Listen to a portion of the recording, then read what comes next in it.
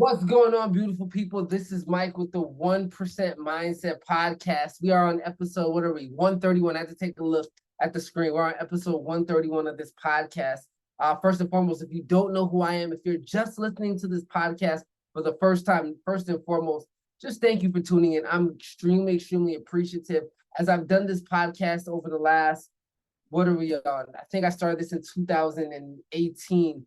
So over these last 5 years, I am extremely grateful, despite me taking breaks, despite me slowing down, despite me having highs and lows and inconsistencies over the last year or two of me doing this podcast. You guys have looked out, you guys have stayed sharp, and I'm extremely, extremely appreciative. So what I'm going to do is I want to do a reintroduction, right? I want to let you know who I am if you don't know who I am. And then I want to tell you something. I want to tell you how I built the 1% mindset from the very beginning, the grassroots of it to where I am now, to my plans on making it a high six-figure to $1 million company over the next 2 years. And I think this will be very valuable and powerful. One, because number one, I haven't shared this story, but for those of you who are starting out and who are building, remember I said 2018 is when I started this podcast. That's just a small element of the business. But I want to give you the broad, the grand scheme of like everything in totality, so you guys can see where I've been, what I plan on doing, and see where you can kind of fit in this mix. And this is going to be a real conversation. It's not going to be fluff. It's not going to be being cool for Instagram. It's none of that. I'm going to give it to you real from the very beginning to the end. So for those of you who don't know, I decided in 2016, or let's go a little bit further back. I was working a job. I moved to New York in 2011. I was working jobs on and off. And I just didn't have like a good feel. I wasn't excited about it. So when I left my last job, this was back in 2000 and I want to say 14. I left the job in 2014 with nothing. I decided a year later, after I started running out of money, to start a company, a web development company. I used to design websites for people who are starting small businesses. So I designed websites and I built up that business for a year. One thing that's important in business is if you don't have a reoccurring business model that you're able to scale, you're just a worker, period. If you don't have a business model that provides you predictable, reoccurring income, you're just a worker and eventually you'll burn out. Why? How do I know this? Because that happened to me.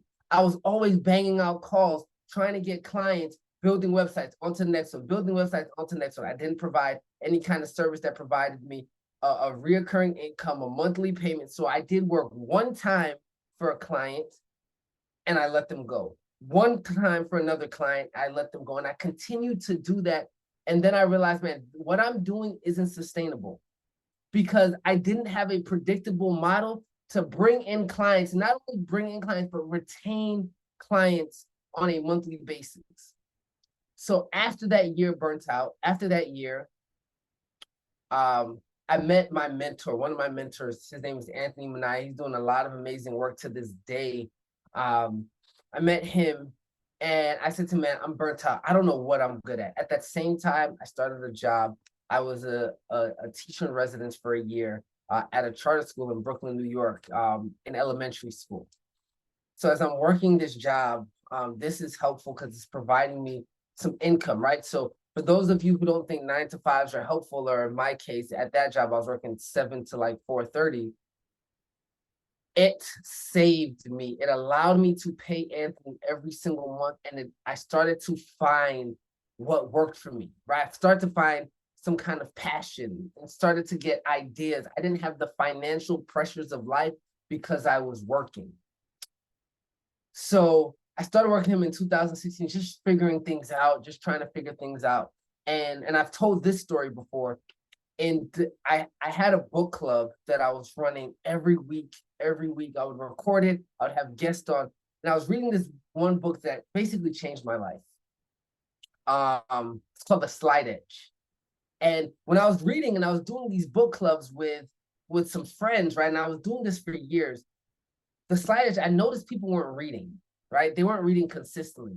And I literally said, hey, if it takes you, and I just threw out a number. I said, hey, if it takes you 3 to 4 hours to read a book, something like that, I said, right?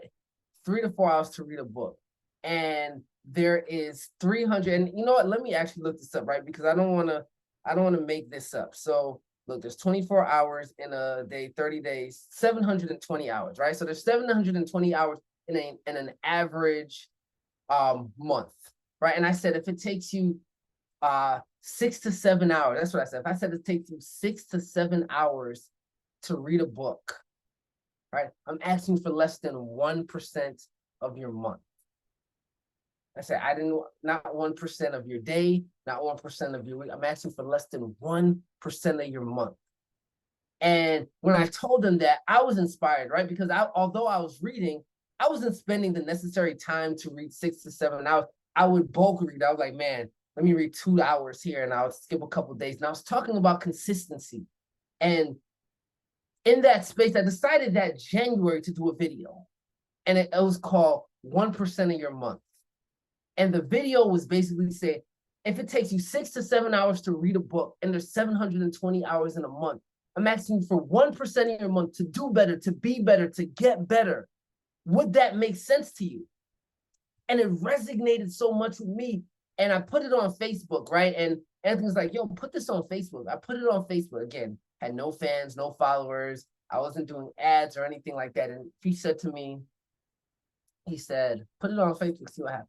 I put it on Facebook and it went, right? And I'm not talking about viral in the normal sense. It didn't do millions of views, but what it had was people on my friends list that resonated. And because they resonated, they shared it. And I got views and views. And, you know, within 48 hours, probably less than that, I had over 50 shares, over 5,000 views on an organic video where I didn't get any Facebook traffic to begin with. Had multiple comments, people saying they felt me, they resonated with me. And once that happened, I said, you know what? I have a powerful gift of the tongue where I'm able to speak and people resonate with it. So what did I do, Mike? I started creating videos every week with him. Me and Anthony would get up, we'll create a video, he'd put the camera up, I would go and I would speak and I would record and I would talk. And when I spoke, I was speaking about experiences, things I've learned, things I've read, things I was dealing with, things that are normal in the space that everyday people go through, but I never sugarcoated anything, right? I never made anyone feel, I didn't make anyone feel inferior. I didn't act like I was killing it. I knew at the space that I was in, I was trying to grow. I did that consistently in 2017. Every week, drop the video, drop the video, drop the video. Put it on Facebook, put it on Facebook. This is back in 2017, before I was using Instagram like that. And it would run, it would resonate, people would feel it. I absolutely enjoyed that space of doing that. And so that happened in January. So by November, end of November of that year of 2017, Anthony said, you know, you've been how are you able to build a business, especially with your brand? You provide free stuff for an extremely long time, right? Provide value. And then when it's time to launch, let's see who supports you. So he said to me, look, why don't you come out with a t-shirt? See who rocks with you, who rocks with your message, who appreciates you. I said, all right, cool, let's do that. So I created a shirt. It was, I still wear it to this day. It says, the 1%, it's a mindset, right? Before the 1% mindset, the company was built, that's what I thought about. And it was around the video I made because I read The Slight Edge a year before that. Right, the slight edge, right? That minor tweak, right? Doing things 1% better every day. That's what formulated the idea for the shirt. And me and Anthony got together, we sat down, I banged out calls, I seen who resonated, I sent DMs. I sold over 50 shirts. I had like shirts and hoodies. Sold out, right? 24 hours. I was like, oh, snap. I got something going. I was excited because that was the moment that like I saw people were starting to feel what I was saying. Like outside of supporting me, right? They rocked with who I was and the value that I was providing, and that was important. right? Don't ever miss it. That's extremely important. Fast forward, so that happens. I'm talking to a cousin of mine's, and now I'm trying to figure out like, all right, well, I need to create a company around this, put shirts online. And I was like, so I was kind of like the 1% brand, the 1% shop, the 1% it's a mindset. He was like, take out the 1% mindset. Keep it simple, just like that, the 1% mindset. I was like, oh, I like that. Looked for the domain was there. Um, and that's how the business started. So 2018, the business started, the 1% mindset. And now, again, at the time, I was just, I sold a couple of things. I was doing drop shipping. I'm sorry, not drop shipping, print on demand. So I wasn't making a whole lot. To be fair, I wasn't making a whole lot per shirt. It wasn't, providing this crazy value. So in 2000, so I taught for a year, so I stopped working. So now I'm doing these videos. And in 2018, I do a course. 2018, no, I lied. So 2018, I deal with heartbreak, right? And I don't talk about this. A girlfriend that I had for 5 years at the time, we finally decided to call it quits at the end of 2017 and 2018. We finally decided to call it quits. And in calling it quits, I had to use that time to do something. So that's when I dropped the podcast. I started writing a book. I came out with a motivation. I was just working, right? Starting to build the brand. I started with the podcast, right? And they were called morning motivations. And I'll drop a morning motivation right before I go to the gym every single day. I would drop that. And I'd put it on Anchor at the time. It's Spotify podcast now. It was Anchor. And I'll just drop a video with just lessons, right? Then I said, you know what? I want to create a motivational album, which you can still find to this day on iTunes or Spotify. Just look for You Versus You, the 1% mindset, and it'll show up. Once I did all of that in 2018, I started to have a little bit of momentum. I created a video. I was still creating videos, but once again, what happened? I was burning out. I was burning out. And I was exhausted, right? To be fair, I was tired. I was like, man, I'm doing these videos for free. This is great.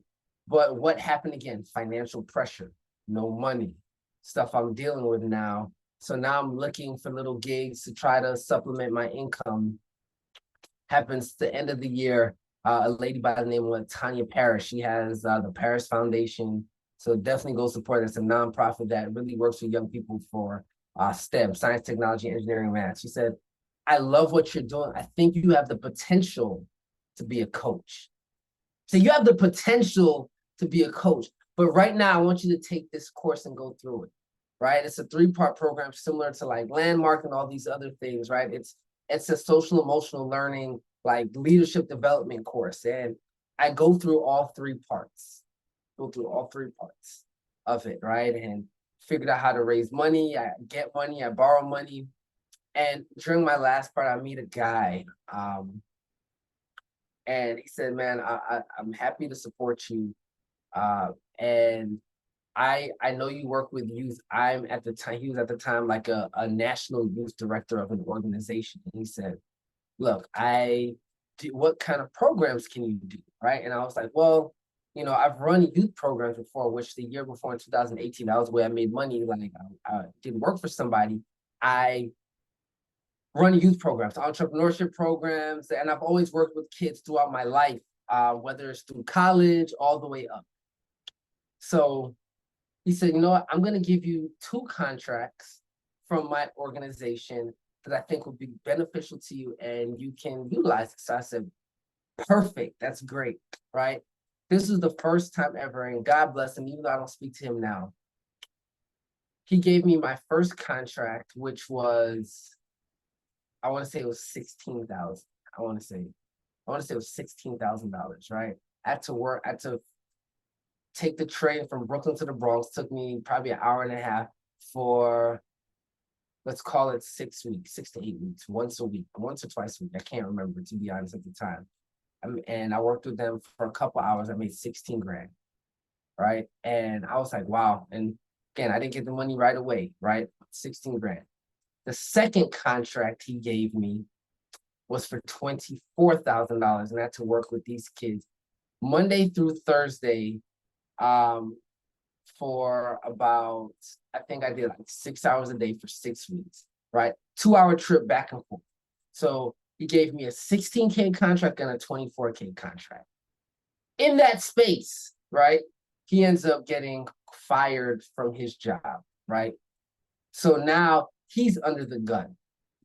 There's some lessons here, right? So I don't want you to miss this because this is important. Here's an important lesson.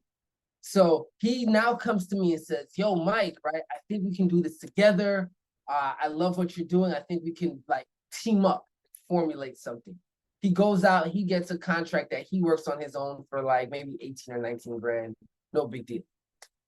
I get all of this, right? Now at this point, look, he's the one that got one of the contracts. He also, keep in mind, he also helped me get these two. So when he said to work with me, I'm excited. I'm like, yeah, absolutely.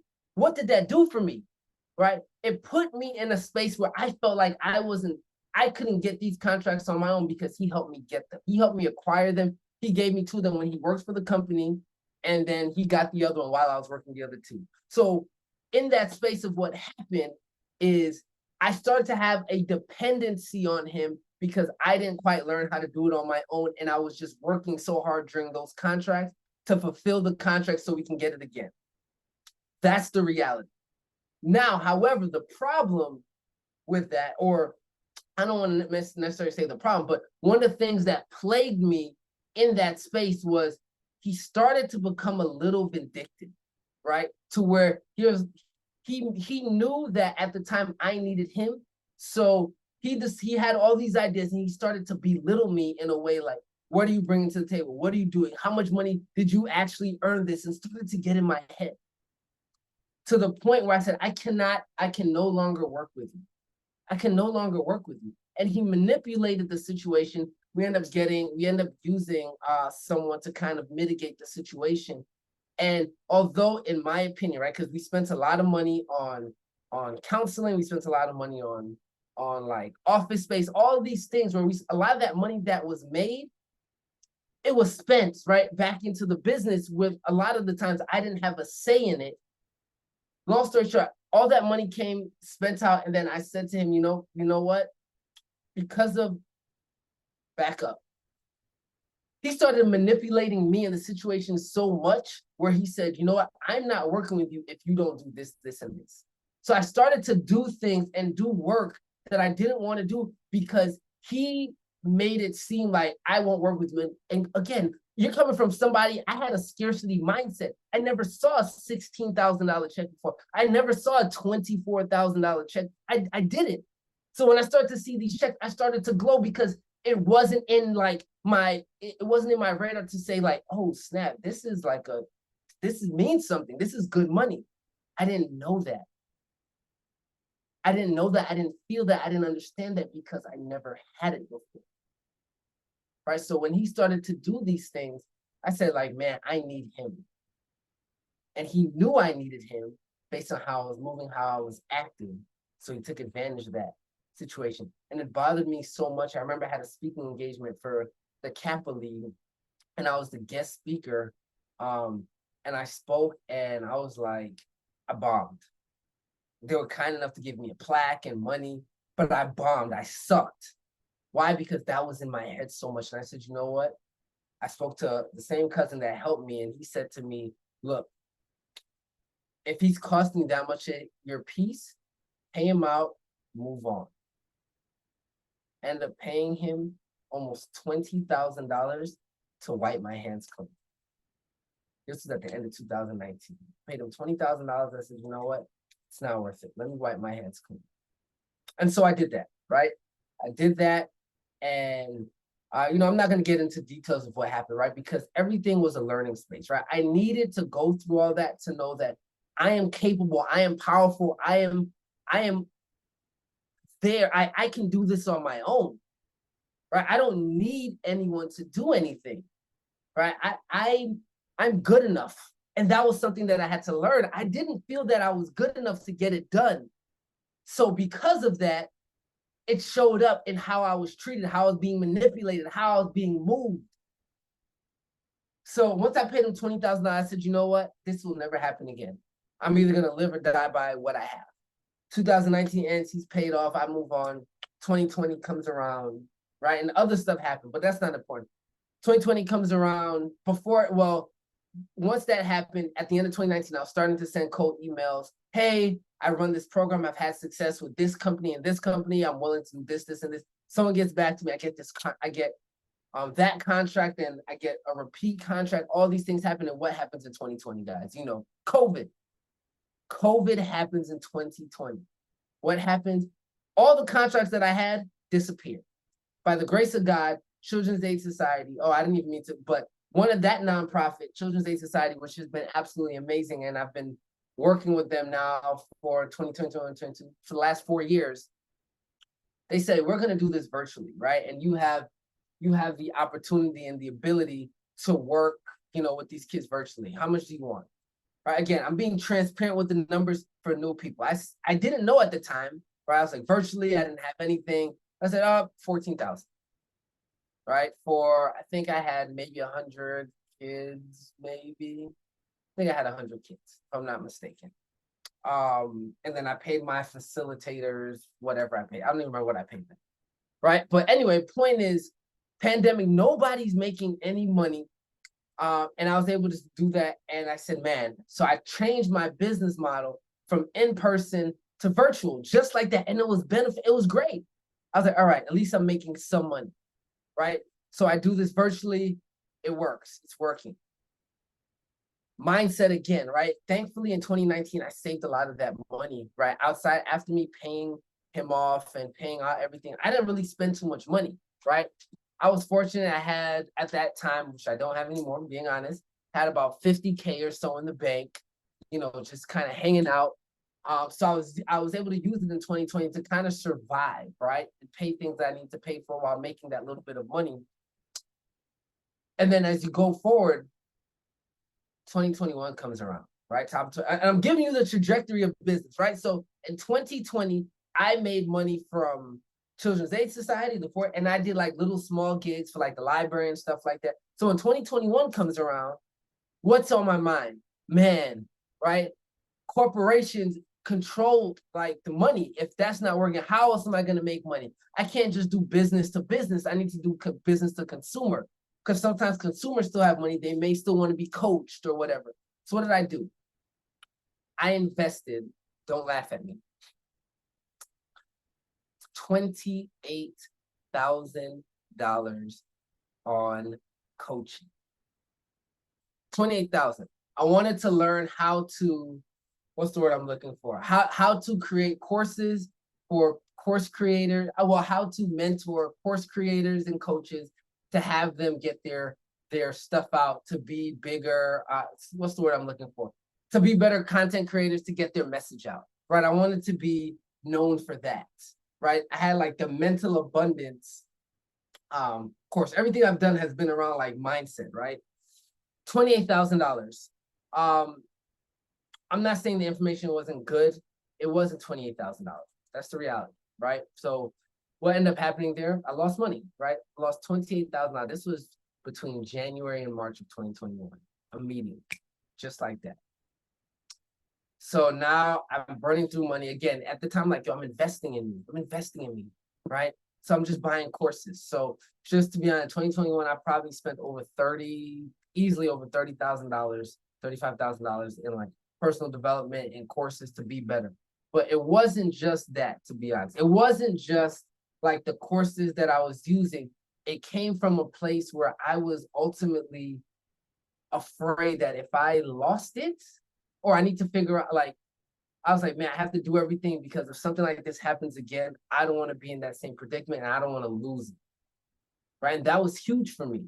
So I put out all of this, and then you had the Bitcoin, trend in 2020, 2021, where it was rising, and seriously, all right, let me put all my money in, and then let me invest in this and that. And obviously you see, like, I put a significant amount when it was at 50K, right? That's probably where my thing is at now. And it's probably at like 27, 28 now, right? I'm down with that. This is business. This is real, right? I'm giving it to you real, of like my story, so you understand the space of like where it is and where I am. So that happens 2021.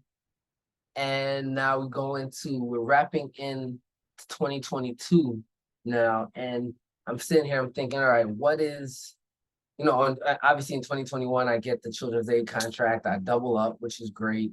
Do some more work with the library 2021.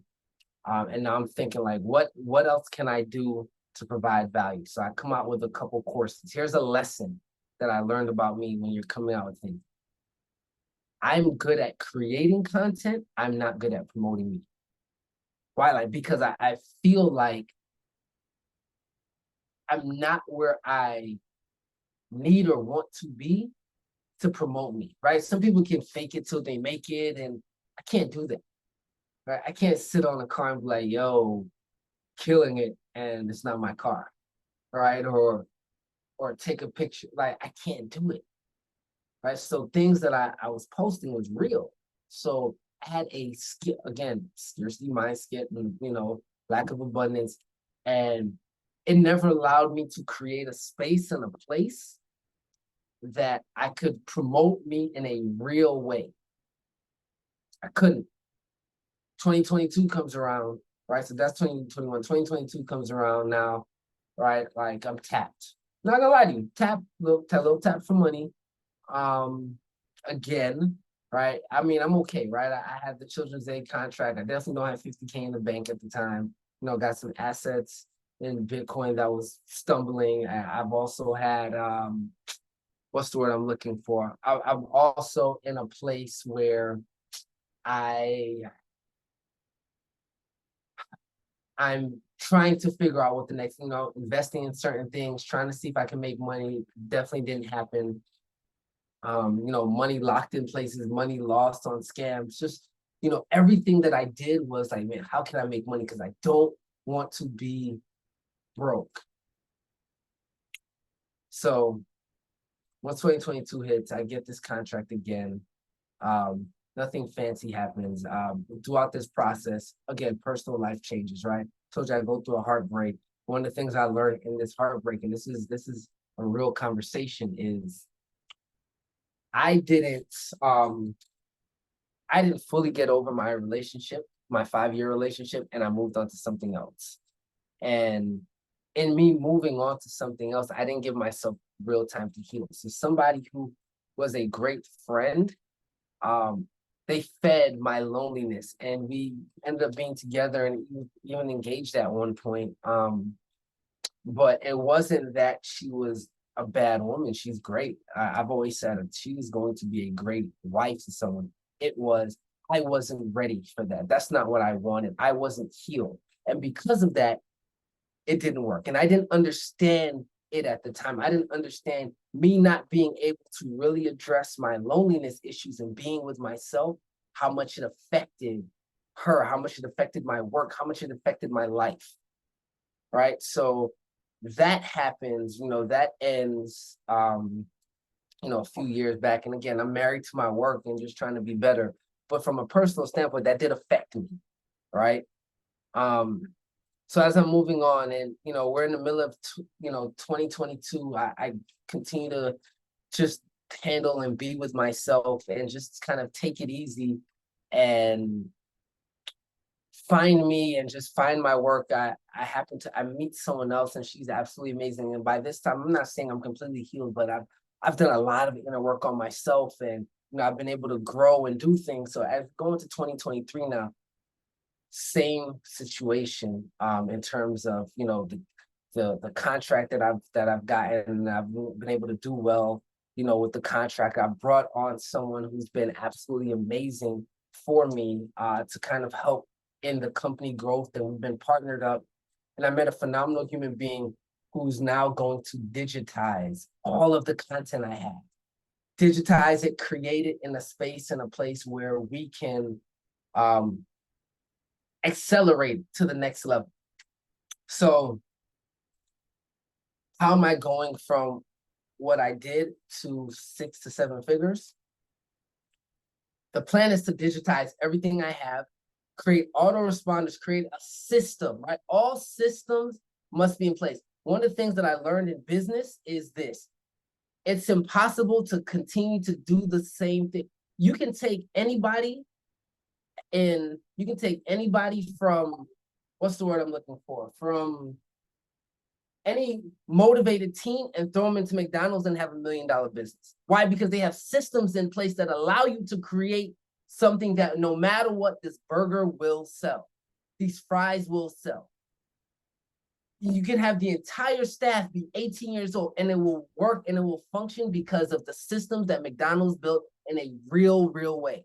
Hear me out, right? Like, so that is what I'm trying to create. I'm trying to create a system that when I turn it on, it flows, it functions. So over the next 6 months, I am working on a system that allows me to create, I'm going to do podcasts, but allows me to create a space where people are listening to my content, gathering my content, and wants me to be in a space where they're using me and they're utilizing me to create, to help them create good work, to mentor, to motivate, and ultimately coach them, right? As well as utilizing my signature program, Leave a Legacy, in schools and nonprofits that they can also tap in a real way. So my plan is to utilize systems. And one thing, in order for me to do that, is I have to create a space and a system that allows me to step away from it and it can function on its own. It can run on its own and it's solid and feasible. So I'm going to continue to update you guys on that, right? And before I give you mine and stuff, I want to give you where I was at currently. Where I'm at is I am in a space where I am now getting the systems in place. I am now going to start using autoresponders and talking to my people and just reintroducing myself. I took a step back. I was paused for a little bit. I'm just being honest, but I'm back, right? I'm gonna use this content. I'm bringing back the Mental Jolt podcast because I want that to be a solid foundation. I'm bringing these things back because content is king, and I have a ton of content. And the value that I have, the experience, is what's going to allow me to take what I'm doing with the right systems in place to bring it to the next level. If you can bring these things to the next level, you will always be in a space that produces something amazing. So, I'll say this before I let you go. Welcome to the 1% Mindset Podcast, right? I'm extremely happy you got to know a little bit about me and what to expect moving forward, because it's game time now. And I want you to be on this journey in a real way so you can see what it looks like to build a business from the ground up and having the right team in place and the people in place to get these things done, because you cannot do it on your own. You can't. You have CEOs and CFOs, like you need these people, but when you're starting up, you have to learn it. Then you can start to acquire and hire people in different places so you can start doing different things. So, of course, as usual, I absolutely love you guys. Thank you for tuning in. Thank you for learning the story, learning about the brand, right? This was a very brief overview of 5 years. And I don't know how long I've been doing this, 30 minutes or whatever that looks like. So I love you guys. Thank you so much for chopping it up with me and talking to me. I will do some short form content, right, with some of the lessons in this, and we'll go from there. Love you guys. Peace.